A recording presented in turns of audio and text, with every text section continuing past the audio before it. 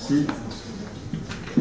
Cher maître, chers collègues, madame, parce que j'ai vu qu'il y a une dame dans l'Assemblée. Mesdames, pardon. Ces messieurs, bonjour et merci pour l'opportunité qui m'est faite de parler de la cohabitation entre le vivant et l'inerte en urologie. Ce qui a été convenu, si vous l'acceptez, c'est que dans un premier temps, je vous présente donc ces diapositives sur ce qui existe aujourd'hui en urologie. On va parler des différents procédés, des différentes techniques chirurgicales, avec comme arrière-plan la question de la tolérance par les opérés de ces dispositifs.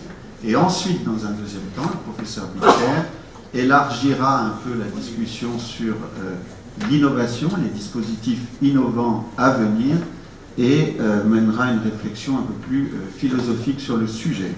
Donc, dans un premier temps, je voudrais vous parler des dispositifs qui existent aujourd'hui et qui sont très souvent utilisés dans les services d'urologie. En préambule, il faut préciser que pour cet exposé, j'ai considéré comme étant vivant le ou les tissus organiques ou bien le fluide corporel circulant, à savoir en l'occurrence l'urine pour l'urologie, et j'ai considéré comme étant inerte les dispositifs ou prothèses synthétiques, ce qui est d'ailleurs très différent des bioprothèses. Quand vous regardez dans le dictionnaire, ce qui est inerte, c'est ce qui est sans activité, sans mouvement propre. Je me suis donc cantonné à ces deux définitions.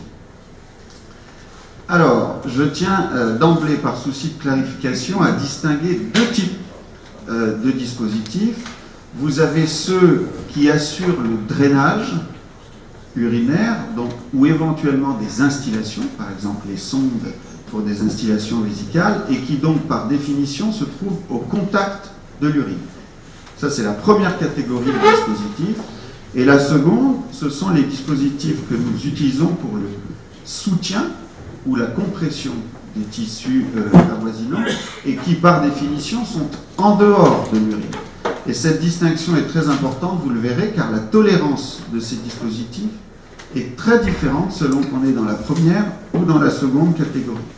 Alors, grosso modo, sans être totalement exhaustif, quels sont les dispositifs qui sont au contact de l'urine?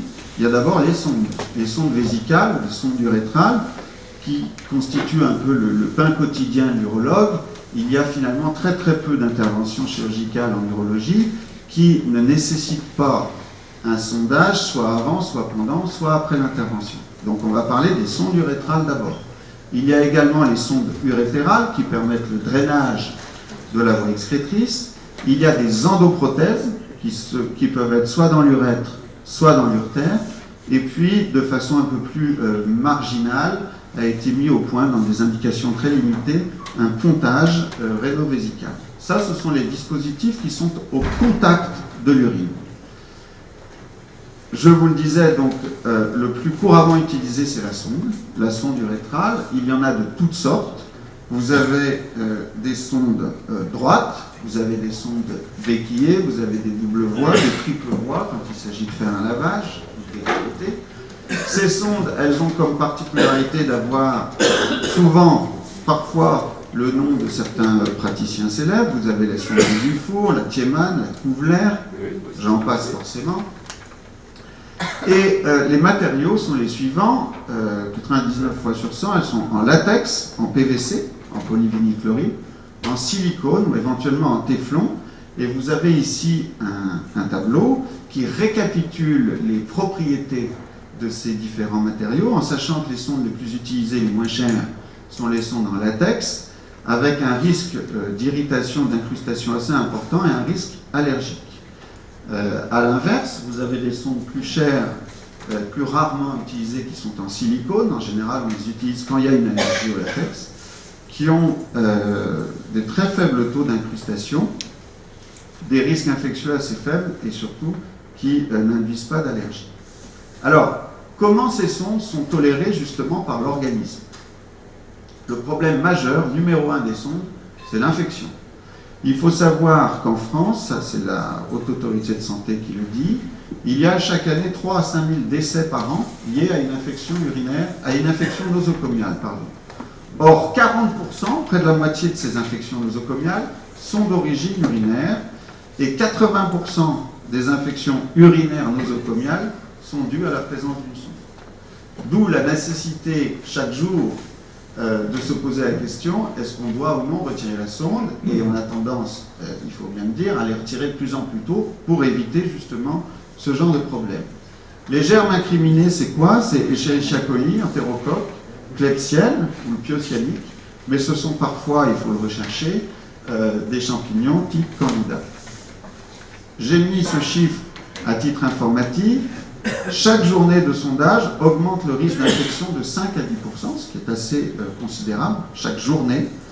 Et donc, les infections sur sonde, qu'on connaît dans tous les services, pas qu'en neurologie, sont un véritable problème de santé publique, en termes de morbidité, de mortalité, mais aussi parce que ça génère avec le temps des résistances aux antibiotiques, donc des réhospitalisations, et un coût qui n'a jamais été chiffré, mais sans doute considérable, sur le plan médico-économique. Quels sont les autres problèmes qu'on rencontre avec les sondes? Il y a les fameuses poussées sur sonde. C'est ce qu'on voit dans les services, pas seulement après les adénomectomies, mais après finalement n'importe quel type de chirurgie. Les patients ont souvent mal sur leur sonde. C'est ce qu'on appelle en termes anglo-saxons le CRBD, Catheter Related Bladder Discomfort.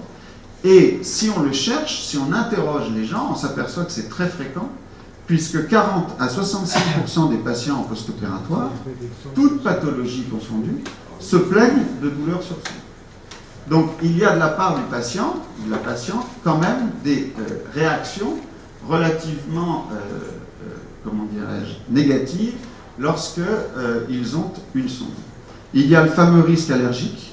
Il faut savoir que 1 à 3% de la population générale est allergique au latex, que le latex est en cause dans 13% des chocs anaphylactiques périopératoires et que selon les études d'experts, le taux de mortalité en cas de choc anaphylactique au latex est quand même de 3 à 5%, ce qui est assez significatif.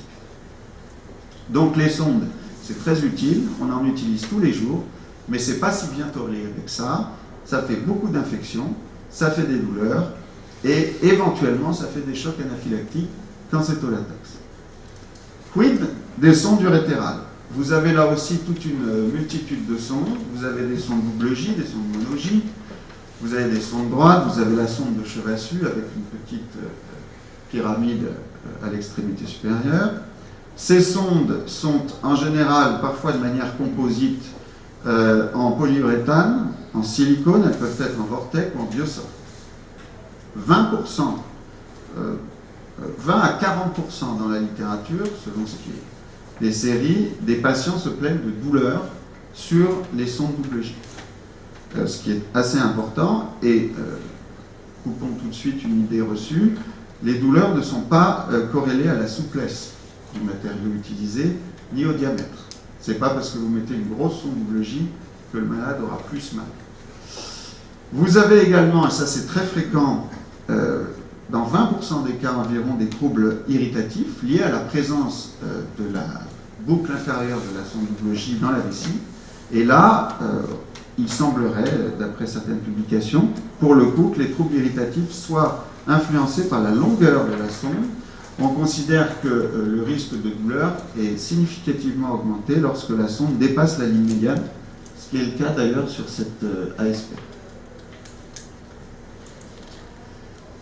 Certains auteurs se sont beaucoup intéressés aux effets des matériaux, donc de ces différents matériaux, sur l'urothélium, soit par des études chez le porc, soit par des études in vitro, et ont constaté très clairement, et assez vite, au bout de quelques jours, des lésions inflammatoires, des ulcérations muqueuses et une fibrose sous-épithéliale, sous l'urothélium, qui, d'ailleurs, à moyen et à long terme, peuvent générer des sténoses, soit dans l'urètre, soit dans l'artère. 5% des patients environ. D'autres auteurs se sont également intéressés aux effets de l'urine elle-même sur les matériaux et sont aperçus que les infections étaient quasi systématiques quand vous mettez un corps étranger, un de ces dispositifs, au contact de l'urine, vous avez très vite des germes pathogènes qui adhèrent au matériau, dans 90% des cas, au bout d'une semaine ou deux, je crois, si mon souvenir est bon. Et vous avez, et ça peut se traduire par une bactériurie visible à l'ECVU, dans 15% des cas dès le premier mois, qui elle-même va générer de la fièvre et une infection symptomatique une fois sur 10. L'autre effet, à part l'infection, c'est l'incrustation. Vous savez tous qu'il y a de nombreux sels minéraux dans l'urine, phosphate, oxalate, calcium, qui adhèrent sur les corps étrangers et qui se calcifient. Ça forme tout simplement des calculs et ces matériaux-là peuvent se boucher. On considère que la sonde urétérale s'incruste dans environ 20% des cas au bout de 3 mois, ce qui génère dans 6% des cas une hydronéphrose, donc une souffrance rénale. Il faut savoir que les complications sur ces sondes urétérales sont corrélées non seulement à la durée d'exposition, mais aussi au type de matériau lui-même. Et ce qui est bien connu, j'en ai fait la revue, donc ça apparaît clair pour tout le monde aujourd'hui, c'est que le latex favorise et est un gros pourvoyeur de sténose dans l'urtère, et les gels hydrophiles, eux, plutôt d'incrustation. Outre les sondes urétrales et les sondes urétérales, vous avez aussi des endoprothèses urétrales qui ont des indications relativement limitées d'ailleurs. Elles étaient autrefois utilisées parfois de manière permanente. Le matériau, c'est en général du métal, ça peut être aussi en silicone, en polyuréthane, voire biodégradable.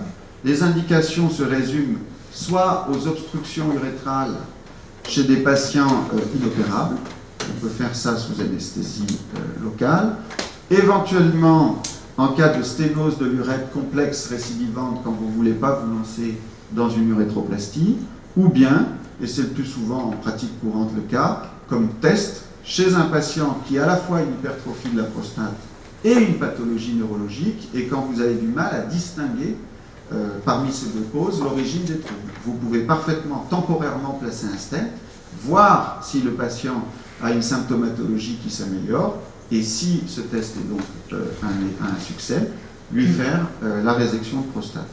Aujourd'hui, il n'y a plus que 2 prothèses, à ma connaissance, qui sont utilisées. Ce sont des prothèses métalliques, Mémocat et l'urospiral, et qui s'utilisent uniquement de manière temporaire. Ça n'est pas si simple que ça à placer, 20 à 35% d'échecs. Ça peut être très difficile dans un urètre dont la lumière est réfractée. Et surtout, ce dispositif est pourvoyeur d'un nombre important de complications. Encore une fois, incrustation, infection, voire migration.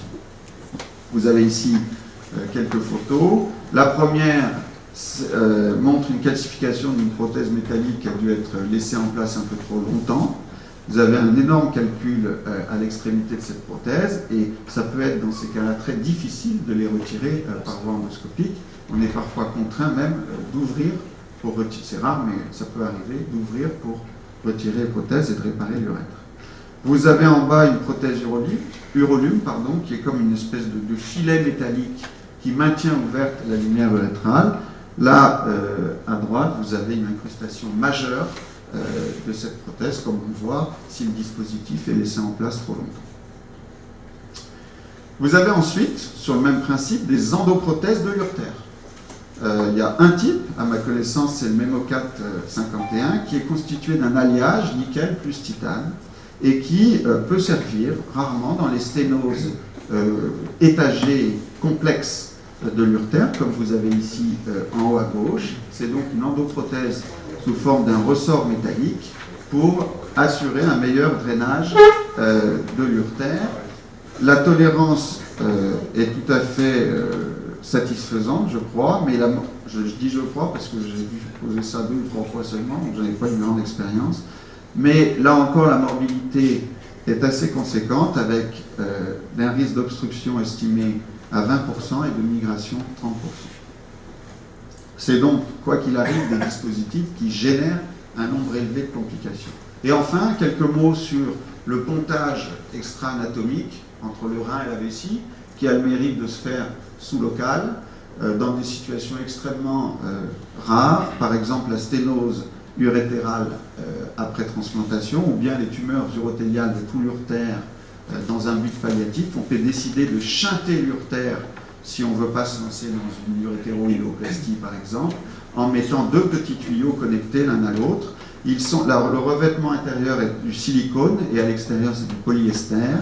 Là encore, les publications font état de complications assez élevées, avec un risque infectieux de 15% et d'obstruction de 18%, donc des risques très importants. Là, on a parlé des dispositifs de drainage qui sont donc au contact de l'urine. On va maintenant voir ceux qui sont en dehors de l'urine, qui en général concernent la statique pelvienne, l'incontinence urinaire. Vous avez principalement les bandelettes de promontofixation, les bandelettes sous-urétrales. Il y a aussi les ballonnets périurétraux, le sphincter urinaire artificiel, en dernier recours dans les insuffisances sphinctériennes majeures. Et puis un peu à part, parce que c'est un autre sujet, les prothèses testiculaires ou péniennes. Alors, dans le détail, les bandelettes de promontofixation servent, vous le savez, à traiter les prolapsus génito-urinaires. Vous en avez toute une multitude. Elles sont soit en polypropylène, soit en polyester. Elles répondent à des critères de fabrication très stricts, chimiquement inertes, pas de réaction inflammatoire ni de production d'anticorps. Bien sûr, aucun risque de carcinogénèse ni d'allergie, une résistance mécanique et une résistance aux infections, et si possible, une prévention des adhérences aux viscères environnants.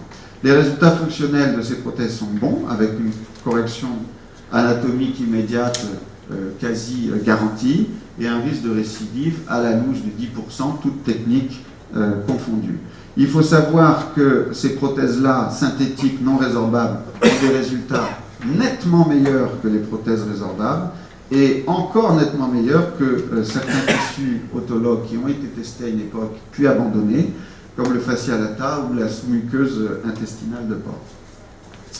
La résistance aux infections de ces prothèses est liée directement à la taille des pores. Il y a 4 types dans la classification d'Anime, et plus les pores sont larges, mieux la bandelette se défend contre les infections. Leurs complications, en cas de malfaçon, si par exemple on a pris le vagin ou la vessie avec un fil transfixiant et qu'on amène directement la bandelette au contact de la cavité vaginale ou de la muqueuse vésicale, c'est l'érosion. On parle ici de 3 à 6% dans la revue que je rapporte des cas. Ça dépend bien sûr des facteurs techniques, mais aussi du matériau de la bandelette.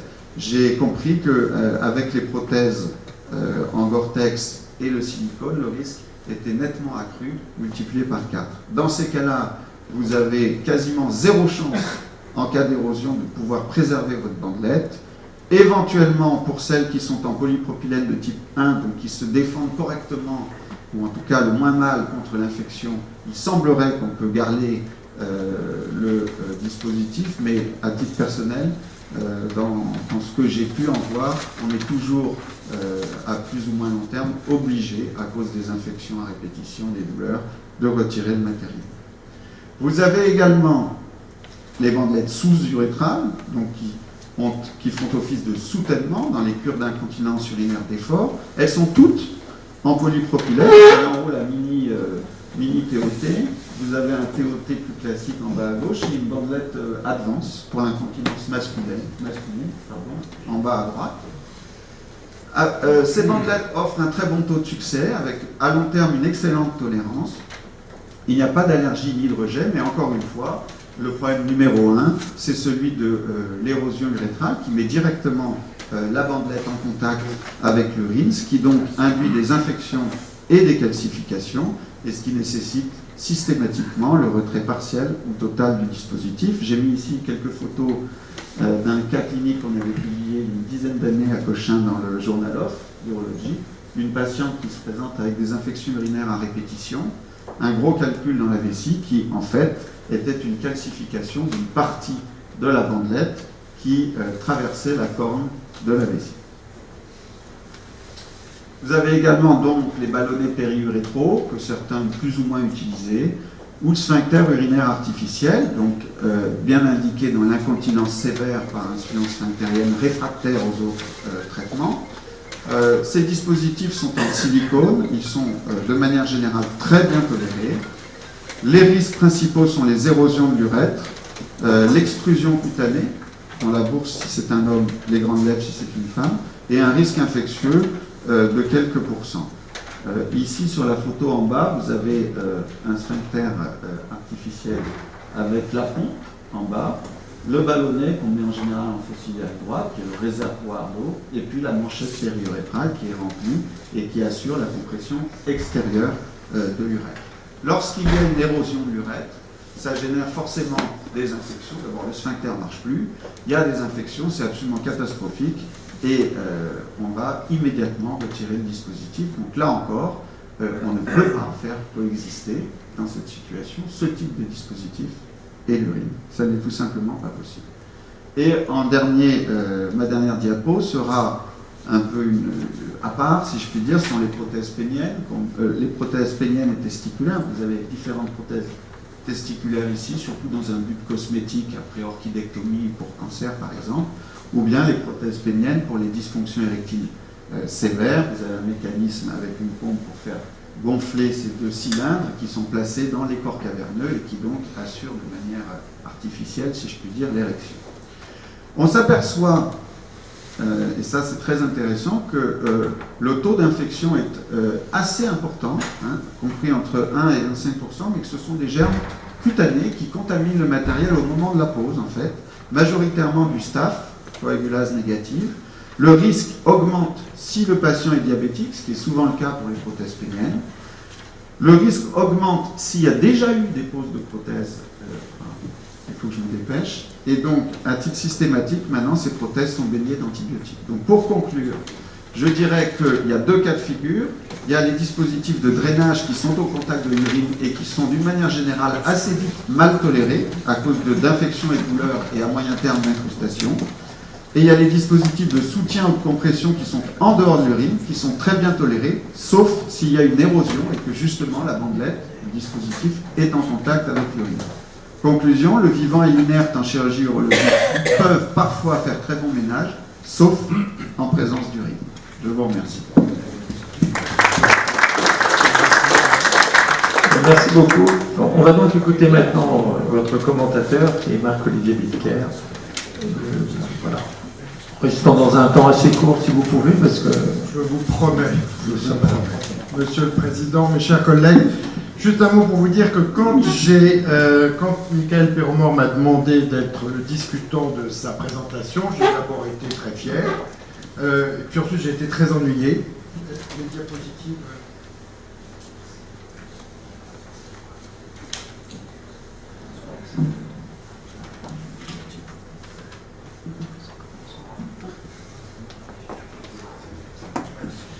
Et donc théoriquement, je pensais ne pas avoir droit aux diapositives, donc vous verrez, il y en a extrêmement peu, et donc ça ne va pas être très long.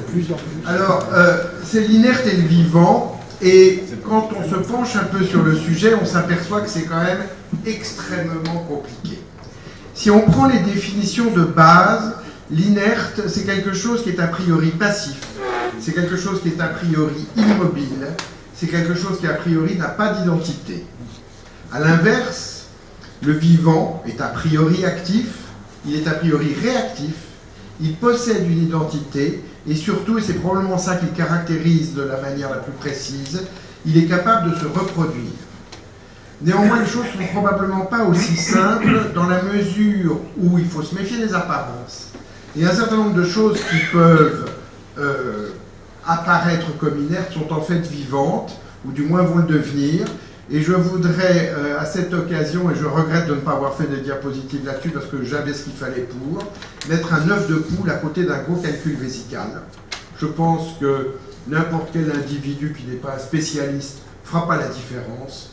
Le calcul vésical est bien sûr quelque chose d'inerte, alors que l'œuf de poule est par définition vivant, puisqu'il donnera une poule qui redonnera des œufs. Donc ça n'est pas du tout aussi simple qu'on pourrait l'imaginer. Et le problème est d'importance, puisque la raison pour laquelle ce sujet est mis aujourd'hui à l'Académie sur la table, c'est justement parce que nous allons nous servir de choses aujourd'hui inertes pour finalement venir réparer le vivant ou remplacer le vivant, et c'est là qu'est tout le problème. Alors, il y a plusieurs façons d'aborder le sujet des relations entre inerte et vivant. La première, et je vous rassurerai, il n'y a pas de réponse, donc ça va être assez bref, c'est de se demander par quel mécanisme l'inerte est-il devenu vivant. Personne ne sait, et on peut considérer, selon la façon dont on voit les choses, que c'est soit grâce à la quatrième dimension, c'est-à-dire le temps, ou bien si on préfère le hasard. Ça n'est probablement pas la nécessité, du moins autant qu'on en sache actuellement, puisqu'il y a des mondes dans lesquels il n'y a probablement pas, à notre connaissance du moins, de vivant, alors qu'il y a de l'inerte, ça nous en sommes certains. Donc, on ne sait pas, mais ce qui est sûr, c'est que je me souviens d'un de mes ascendants directs qui souriait souvent en disant que si on mettait une armée de chimpanzés devant des machines à écrire, ils finiraient par taper tous les textes de la littérature, non seulement passés, mais aussi les textes futurs. Donc c'est compliqué, et c'est peut-être simplement le hasard. La deuxième chose, on peut essayer de trouver. La deuxième chose, c'est la coexistence de l'inerte et du vivant. Et donc ça, c'est Aristote qui a écrit sur le sujet. Et finalement, Aristote a dit que le vivant n'était que de l'inerte, animé par quelque chose qu'il a appelé la psyché. Alors ça s'appelle dans Aristote la psyché. Dans d'autres systèmes, ça s'appelle l'âme. Et quand vous parlez avec des gens qui ne sont ni des scientifiques, ils n'aimeraient peut-être pas que je dise ça, ni des religieux, mais on va dire des philosophes, ils disent qu'en fait c'est beaucoup plus compliqué que ça. Parce qu'il y a le corps, il y a l'âme, mais il y a aussi l'esprit. Et c'est ce dernier qui en fait de nous ce que nous sommes, c'est-à-dire des gens appartenant à l'espèce humaine. Mais ce qui est intéressant probablement, et ce qui a été évoqué tout à l'heure dans les propos liminaires, c'est de penser à ce que pourrait être l'inerte qui deviendrait vivant, et notamment à partir de l'exemple des robots, non pas des robots chirurgicaux, mais des robots en général, qui existent déjà et qui sont déjà utilisés dans un certain nombre de pays, avec des logiciels de plus en plus performants, avec le recours à des choses qui s'appellent l'intelligence artificielle, et qui probablement pourraient non seulement avoir un comportement de vivant, mais surtout peut-être à un moment, et c'est ce qui fait en fait le plus peur, et il y a quelqu'un qui a été urologue à une époque de sa vie, qui s'appelle Laurent Alexandre, qui parle de temps en temps de ces sujets-là. Manifestement, il les déguste et ça lui plaît beaucoup, et en même temps, on sent bien que derrière, il y a une certaine terreur de voir finalement des gens complètement robots et capables peut-être de se reproduire. Je l'avais pourtant éteint, mais il a dû se rallumer. Il est vivant. Alors, en urologie, et ça sera ma dernière diapositive, en urologie, ce qui est très intéressant, c'est que toutes les prothèses que nous utilisons, elles pourraient dans un avenir proche devenir intelligentes, probablement grâce à l'utilisation de logiciels fonctionnels qui les rendraient adaptables à l'évolution de leurs fonctions et de leur environnement. Il y en a un exemple très simple auquel on ne pense pas du tout, mais à l'époque où j'ai commencé le métier que nous exerçons tous ici, les fils n'étaient pas résorbables. Et les fils restaient pour les siècles des siècles dans le malade, qui un jour pourtant d'ailleurs quitterait le monde des vivants. Et puis les fils résorbables sont apparus, il y avait des gens qui en avaient peur au début, je me souviens, et puis on s'est aperçu qu'en fait ça rendait de grands services, et maintenant on a même des fils rapidement résorbables. Et on pourrait très bien imaginer que les prothèses que Michael Perremort a montrées tout à l'heure, les prothèses urétérales ou d'autres, puissent être résorbables et que les sondes double J puissent être programmées pour disparaître au bout de 3 semaines ou 1 mois en se liquéfiant dans l'urine de façon à ne pas aboutir à cristallisation. Alors, c'est vrai pour les prothèses endo-urétérales en urologie, c'est vrai pour les fils, on le sait déjà. Pour les clous, je laisserai les orthopédistes se prononcer. Ce qui est sûr, c'est qu'on est en train de voir le sphincter artificiel se modifier. Jusqu'à présent, le sphincter artificiel qu'on implante depuis le début des années 80 et qui est fabriqué par une firme américaine est une prothèse semi-automatique. Il faut appuyer sur une petite pompe qui est dans le scrotum pour pisser et ensuite le retour à la continence se fait de manière automatique. Eh bien, il y a à la Pitié, je ne peux pas montrer d'image là parce que c'est un secret industriel extrêmement bien gardé, mais il y a à la Pitié en cours de développement un sphincter artificiel qui a des points communs avec celui existant d'ailleurs, mais qui sera commandé non plus par le doigt ou la main, mais par d'autres moyens. Dans l'immédiat, c'est des percussions abdominales de ce type-là. Et quand on en parle avec celui qui développe ce produit, on pourrait très bien imaginer que si les contraintes économiques étaient un peu moindres, ça pourrait être simplement à la voix du genre je veux pisser, et c'est seulement avec pisser qu'il se mettrait en route. Et avec bien entendu la voix de celui qui porte. Non, avec la voix de celui qui porte. Et donc ces prothèses qui utilisent les nanotechnologies vont se développer et vont très probablement être l'avenir. Voilà, j'espère que je n'ai pas été trop long. Et je suis prêt à répondre. Non, merci beaucoup, tous les deux, du tableau brossé sur ces implants d'urologie. Alors, on voit que l'ennemi, c'est l'urine, évidemment, c'est un peu ennuyeux en urologie. Avez-vous des questions à poser aux orateurs, s'il vous plaît? Lobel, merci à Perromort et à Bitker. Et évidemment, Perromort a montré toutes les possibilités que nous avions par le passé, et Bitker nous a donné un petit aperçu de l'avenir. Alors moi, ce qui m'a complètement perturbé pendant ma carrière, c'était ceci. Perromort nous a montré que tous les corps étrangers qu'on mettait au contact de l'urine étaient assez mal tolérés, et il en a fait toute la description des complications. Moi, ce qui m'a toujours intéressé, c'est les corps étrangers qu'on mettait et qui ne gênaient pas, ou qu'on ne mettait pas d'ailleurs. Et le premier exemple, c'est la lithiase. Parce qu'il y a des calculs énormes, des œufs de poule qu'on peut retrouver aussi bien dans le rein que dans la vessie, et qui vont rester pendant 20 ans en étant parfaitement tolérés. De la même façon, les sondes dont on a parlé et qui sont souvent mal tolérées, certains patients les tolèrent parfaitement. Et il y a des patients à qui vous aviez mis une sonde temporairement, vous voulez la retirer, vous dites oh là là, surtout pas d'opération, je préfère garder la sonde.